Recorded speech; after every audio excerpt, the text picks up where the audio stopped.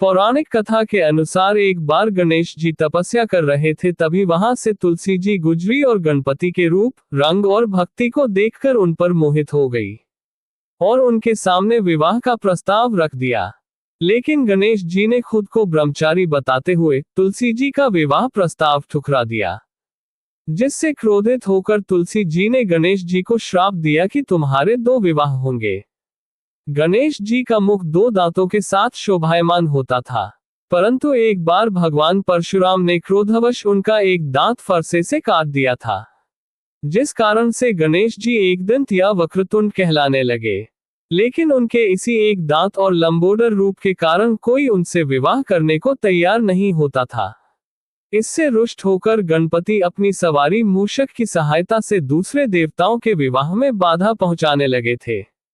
सभी देवताओं ने अपनी समस्या जाकर ब्रह्मा जी से कही।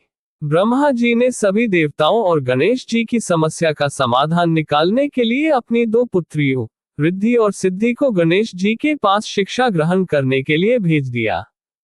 जब भी गणेश जी किसी देवता के विवाह में बाधा पहुंचाने जाने वाले होते, उसी समय रिद्धि और सिद्धि उनसे कोई प्रश्न पूछ देती, जिससे उनका ध्यान बंट जाता और उधर देवताओं का विवाह निर्विघ्न संपन्न होने लगा।